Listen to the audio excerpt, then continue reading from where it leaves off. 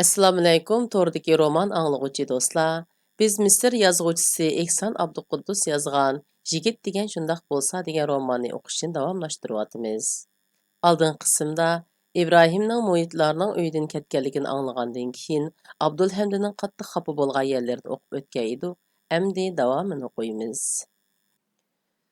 Abdulhamdining ovozi barg'ancha kuchayib, oxiri vaqirashga boshladi. Albatta siz bilmaysiz. Boshqalar mı bilmeydi? Men döt. Endi sizler meni zanglı qılыңlar. Bo'ldi bas. Qani Abdulhamid efendi, merhamet. Boshqa amal qiling.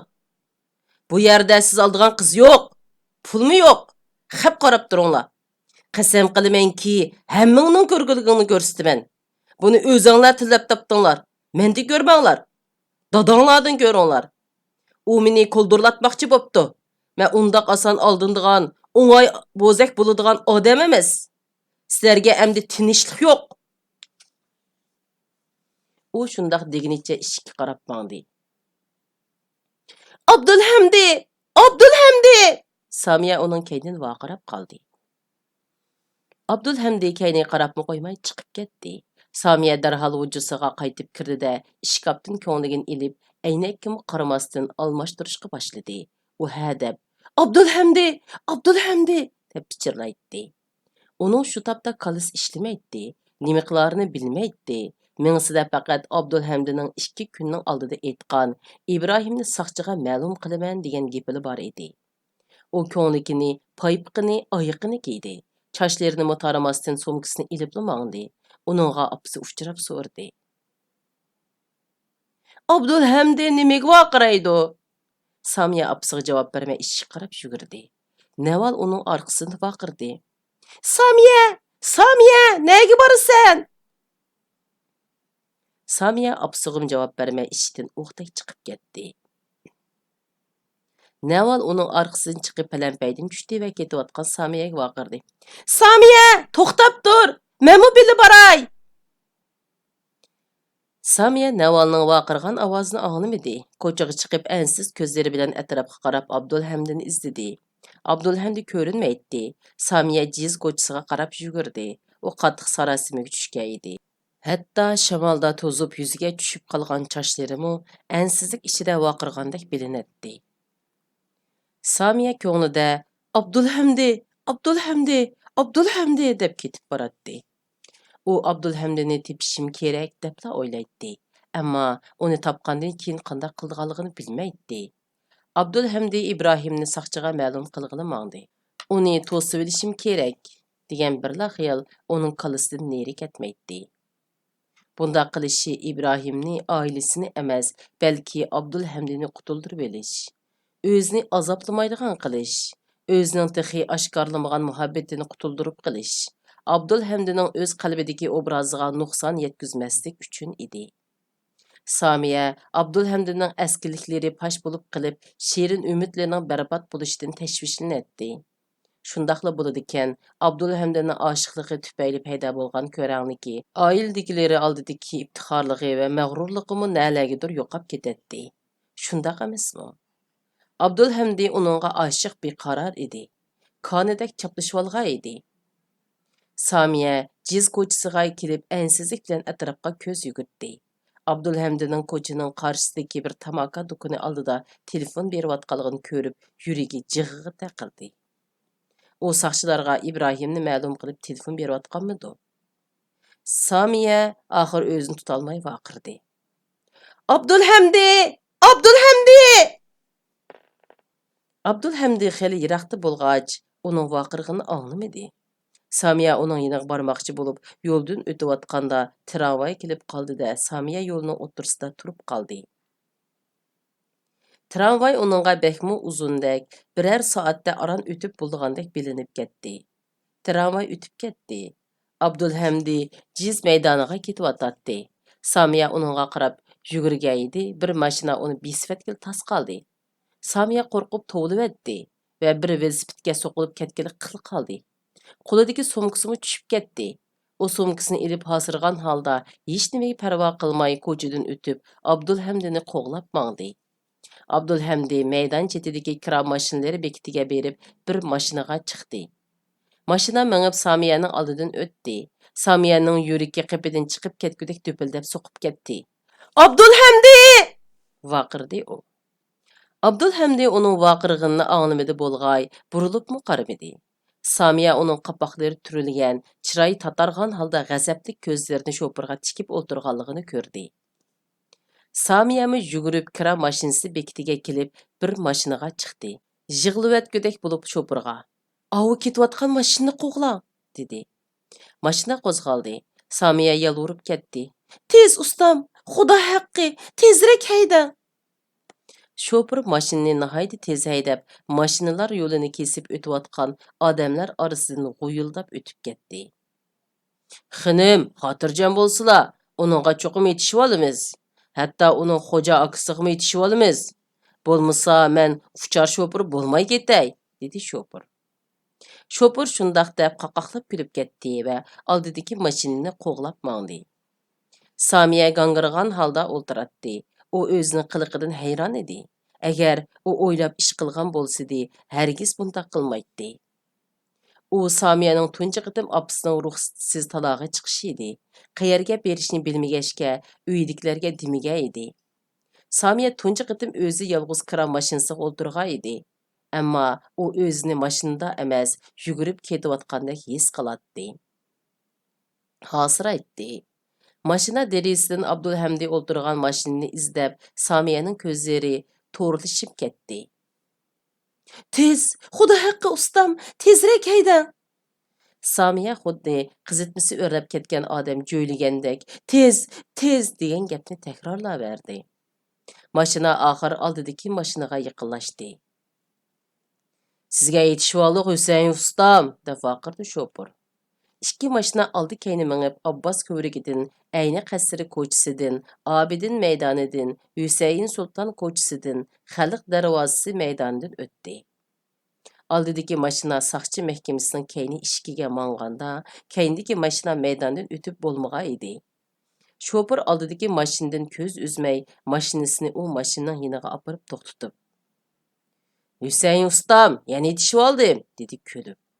Samiya mashinadan tushmayla oldidagi mashinaga qaradi. Mashinada Abdulhamdi ko'rinmaydi. U aldirab teyinib so'radi: "U qani? Baya sizning mashinalarda o'tirgan odam nega ketdi?" Birinchi mashinaning shofiri Samiyaga hayronlik bilan qarab, qo'li bilan saqchi mahkamasini ko'rsatdi. "Binoga kirib ketdi." Samiya titragan qo'llari bilan mashinaning eshigini ochib, mashinadan tushdi-da, binoga qarab yugurdi. U o'ltirgan mashinaning shofiri qo'g'lab uning yetishib oldi va Samiyani bilikidan kapli qilib tutib achchig'i bilan: "Xinim, pul bermamsiz", dedi. Samiya uning qo'lidan yulqinib turib: "Meni saqlang, birdam turib turing", dedi. Shofir Samiyaning taralmagan sochlari, ansizlik chiqib turgan ko'zlari, ustidagi ko'ngligiga qaradi. Ondan uning bilikini qo'yitib oldini to'sdi. "Men saqlay olmayman." "Ustam, bir yaxshilik qilsangiz-chu, men hozirlik kelaman", deb yalvardi Samiya. "Avval pulni berib eting, 18 jirs", dedi shofir to'nglik bilan. Samiya yig'lab etayli dedi. U shofirning qo'rqinchli alpozini ko'rib, titrab turgan qo'llari bilan so'mkasini ichib, portmonini aqtirdi. Ushtumtut kalisiga kelgan bir xiyoldan ko'zlari chaqnab ketdi. U so'mkasini itib shofirga tangladi. "Mani tuting, so'mkamni ilib meni birdam saqlab turing. Meni uyimga opirib qo'ysiz", dedi. Shofir sal bo'shidi. Samiyaga istashlik bilan qarab, so'mkaga qo'l uzatdi-yu, lekin so'mkani olmay: "Bo'pti, saqlab turay, ammo bek ayol bo'lmang", dedi. Samiya saqchi mahkamasiga kirdi. U bir cho'ng ho'yla bo'lib, bir muncha kichik mashina va saqchi mashinalar turadi. Samiya xuddi qaroqchilar uvusiga kirib qolgandek vuduqqan va arsalda bo'lgan holda mangdi. Ho'ylada yurgan shoför va odamlarning chiroyi uningga odam siyoqi yo'q, g'alati maxluqlarda ko'rinib, ko'zlari chakchiyib ketdi. Ichiga qo'rqinish tushdi. U sol tarafdagi bir ishni ko'rib, shu yoqqa bordi. Palampaydan chiqib, xuddi Abdulhamdi uni saqlab turdigandek atrofga qaradi. Abdulhamdi ko'rinmaydi. Uning yenidan kishilar, soqchilar o'tib turadi. Ammo uning bilan hech kimni kori bo'lmadi. Uning huduqqan abdi, ansiz qarashlari hech kimning diqqatini qo'zg'amadi. Bir ishik yinida bir saqchi biri bilan paranglashyotatdi. Samiya uning yiniga berib titrigan holda murojaat qildi. Ranjimisangiz? Saqchi uningga lapita qarab qo'ydi-da, go'yo uni ko'rmagandek oldidagi odam bilan paranglashaverdi.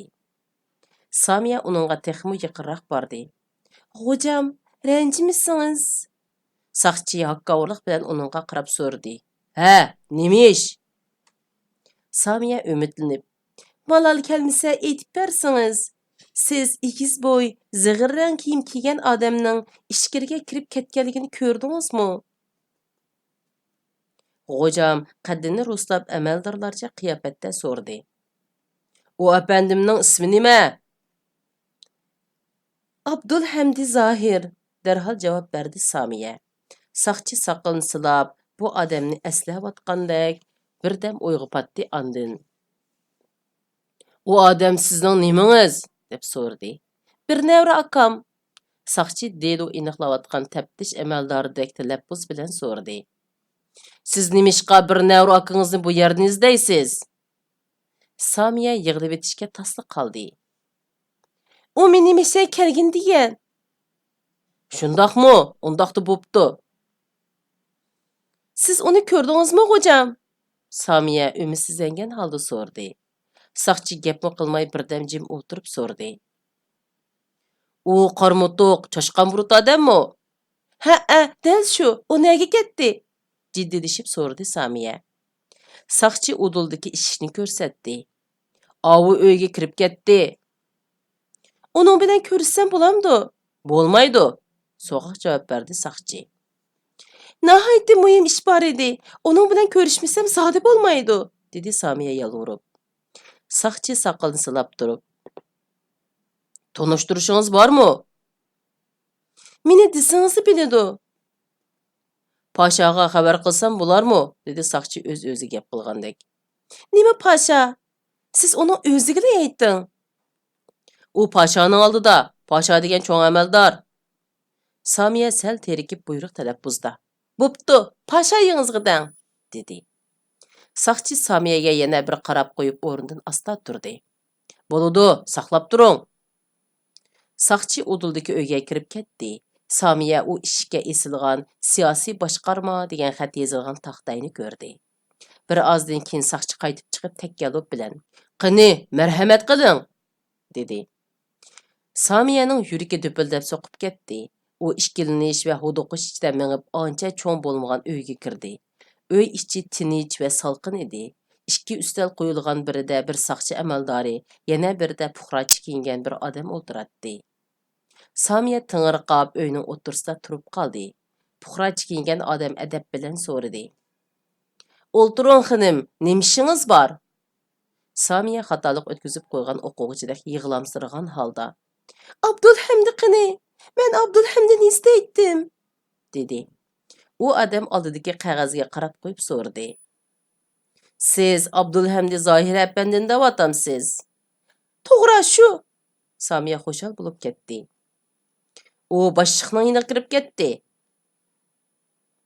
"Savob toparsiz. Menimi kirgizvasangiz-chu. Men uning bilan hozirla ko'rishmasam bo'lmaydi", yalvurdi Samiya. U odam Samiyaga sinchi nazarda qarab so'radi. "Siz..." Taqati taq bo'lib ketgan Samiya uning so'zini bilib etdi. "Men uning bir nevra singlisi, oladigan qizi." U odam Samiyaning taqatsizlanib turgan aptiga, ansizlik chiqib turgan ko'zlariga yana bir qitim sinchi nazari bilan qaradi. Andin ustaldagi taqisini sal yantoq qilib bishiga kiydi-da, erinchaklik bilan o'rnidan turdi.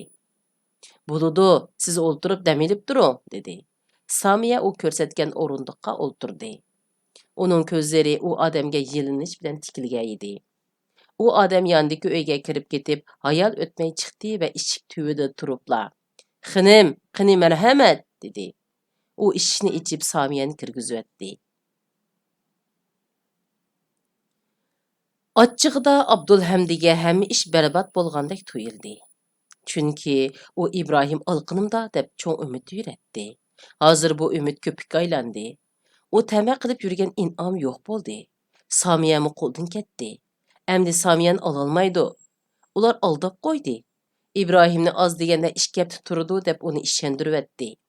Mesxir qilindim, kuldirletildim deb o'yladi u. Bu xiyollardan uning kalisi ilishib ketdi. O'zini besivlib fikr qila olmadi. Ko'ziga hech narsa ko'rinmadi. Qattiq asabiylashdi. Bu oilani vayron qilib bo'lsa-mu, ozroq manfaat olg'ili bo'ladi-ku deb o'ylab, oldirab tenib ko'chaga chiqdi-da, siyosiy boshqarmaning boshlig'i Muhammad Humonbekka telefon berib, o'zida Ibrohimni tutadigan axborot borligini aytdi. Humonbek tez kelib men bilan ko'rishgin dedi. Abdulhamdi kira mashinasiga chiqdi. Yo'l bo'yi o'zining yo'q chiqqan planini o'ylab, Humonbekka nima deydiganligi to'g'risida o'ylanmadi. Achchiq va umidsizlikdan qo'yqi chochlari ding turib, o'zini qo'yarga yer topolmay qoldi. U o'zini oldigan odamlarning, tog'isining, hamma ajisining, muhit va navolning, hatto Somiyaning chiroyini, miyiqida kulib turgan Ibrohimni ko'rgandek bo'ldi-da, g'azabi tixmi o'rladi. U saqchi mahkamasining hovlisiga kirganda, achchig'ini sal besib oldi-da, o'zidan bu yerga nima qilg'ili keldim deb so'radi. Ammo texchi yanmagan achchig'i uni oldiga mong'uziverdi. U kotib ishxonasiga kirdi. Kotib uni boshliqni birdam saqlang degandila nima deydiganligi to'g'risida o'ylandi. Shu an deydigan hech qanday gapi yo'qligini his qildi. Demisimu u Ibrohimning nada ishkanligini bilmaydi. Saqchilarni boshlab bora olmaydi. Balki muhit yoki tog'isi Ibrohimning nadaligini bilar. Ammo tog'isi bilan bir navri inisini saqchiga ma'lum qilishga qandoqmi ko'ngli o'ynaydi. Uning ichi bir nima tilgandek ichishib ketdi. Yo'q, u unda qilmaydi. Uning ichini ichib turgan narsa uni nurg'un ishlarni qilishdan to'sib turadi. Agar shu narsa bo'lmagan bo'lsa-di, u allaqachon millioner bo'lgan yoki bo'lmasa turmaga solangan bo'ladi.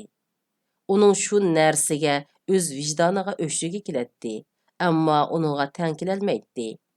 Abdulhamdi ba'zida uni bilmasga soladi, ammo u narsa halqiliq paytda, eng jiddiy paytda paydo bo'ladi. Bundaq chaqda Abdulhamdi uningga qarshilik ko'rsatolmay qoladi. Abdulhamdi saqchilarga Ibrohimning surishtirib beqishni so'ragan 2 og'inisini pash qilsa, saqchilar ular orqali Ibrohimni tepilishi mumkin. Biroq saqchilar u 2 odamning ismini sen nerden bilding deb so'rashi mumkin. Agar Ibrohimdan angladim desa, saqchilarning sen uni nerda ko'rding deyishi turg'anli gap. Ammo u Ibrohimni tog'amning uyida uchratganman deyolmaydi. Undaq desa, tog'isining oilasi vayron bo'ladi. Uning vijdoni ichini pichoq tilgandek ichishtirayotgan narsa tog'isining oilasini vayron qilib etishga yo'l qo'ymaydi. Abdulhamdi o'zining bu yerga kelganligiga pushaymon qildi va Humonbek bilan ko'rishmayla qochib ketgisi keldi. Afsuski qocholmaydi. Qochsalar saqchilari gumonlantirib qo'yadi. U keyin bilinib qolgan taqdirdimi hech nim bo'lmas deb yolg'on aytmoqchi bo'ldi. Kotib uni ichkariga taklif qildi. Abdulhamdi kangtasha, ammo qorong'uroq ishxonaga kirdi. To'ridagi yo'g'on ish ustili oldida Humonbek o'ltiradi. U sipoyi qiyofatda o'ltiradi, ammo bu saxta qiyofati qismoq ko'zlaridan chiqib turgan yovuzlikni yapolmagan edi. Humonbek o'rnidan turib, xuddi qadinas do'sti bilan ko'rishadigandak qizg'in holda qo'lini so'zib keldi. Abdulhamdi qo'llari titragan holda uning bilan ko'rishdi. Abdulhamdi qattiq aloqsodi bo'lg'achqa, yuragi qapidan chiqib ketgudek so'qib ketdi. Humonbek uni xurum safoga taklif qildi-da, Ibrohim Hamdi to'g'risida gap ochmay, qahvaxonada o'ltirib paranglashayotgandek tabiiy holda paranglashdi. U Abdulhamdini jiddiylashtirib etmaslik, uning ishonchiga erishish uchun shunda qilyotdi. Degandek, Abdulhamdi o'zini besib chechilgan xiyolni yig'ishga boshladi. Humonbek Ibrohim Hamdi to'g'risida gap ochqucha oraliqda kotib kirib, Humonbekning quliqiga pichirladi. Humonbek kulib ketib, "Kirsun" dedi. Ishxonaga Somiya kirdi va Abdulhamdiga tikilganicha uyning o'tirsida to'xtab qoldi. Abdulhamdi go'yo o'z vijdonini ko'rgandek Somiyaga hayron bo'lib qoldi. "Siz nima deb keldingiz?" Somiya hayojonini bisib olmoqchi bo'lgandek pichirladi. "Arqingizdan qo'g'lab keldim. Kim sizdek bo'lg'isi xonimini tashlab ketadi?" Somiya uni eritmoqchi bo'lgandek Bolğusi xanimi degan so'zni o'llikrak aytdi. Humanbegning hiylagarlik chaqnab turgan ko'zlari ularning o'ttirsida cho'rgilidi. Keyin u o'rnidan turib adabli qiyofatda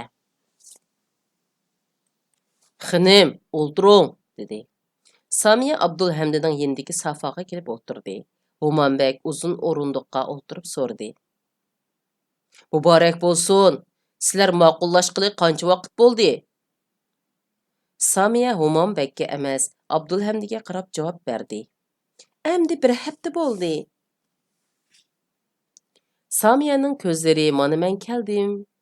Manga bo'lgan muhabbeting, meni ilish orzuyingning haqqi hurmati uchun mening oilamizning sirini saqla" deb ogohlantirayotgandek Abdulhamdiga mixtiq qadaldi. Abdulhamdi darhol beshini tuvan soldi. Chiroyi tatirib, ixtiyorsiz qo'llarini o'g'ilidi. Uning Samiyaga achchig'i keldi. U nimishqa orqamda keladi? Nima deb o'zi yolg'iz soqchi mahkamasiga kirdi? Nimishqa bundoq sangul-sungul holatda ko'chaga chiqadi? U qandoqlarcha bundoq yuraklik bo'lib ketgandi? U sarangdaklashibdi. Abdulhamdi bir navri singlisi oladigan qizining soqchi mahkamasiga yolg'iz kirganligidan izo tortib yuzi yer bo'ldi. Orqadilla o'ziga achchiq keldi. Samiyani mushunda qildirgan, ko'chada soqchi mahkamasida sazoyi qildirgan mang'u. Bu yerga kirgizgucha soqchilarning uninga nima askiliklarni qilganligini kim biladi? U achchig'ini bosolmay qoldi. Chiroyi o'zgarib, qo'llari titrab ketdi. Humanbek bu 2 yoshning sirini bilib olmoqchi bo'lgandek, rahimsizlik chiqib turgan ko'zlarini ikkisiga tikib o'ltiratdi. U sipoyilik bilan so'radi. "Biz baya so'zlashib nega kelgan edik?"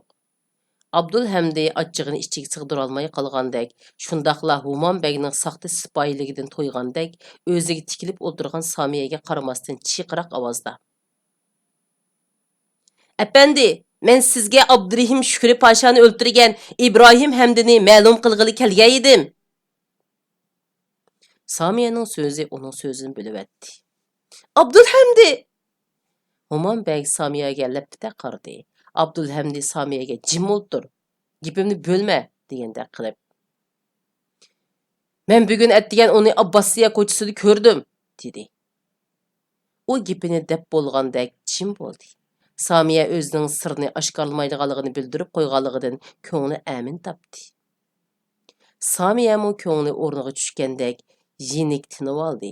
U gapini deb bo'lgandek jim bo'ldi. Samiyaga o'zining sirni oshkorlamaydiganligini bildirib qo'yganligidan ko'ngli amin topdi.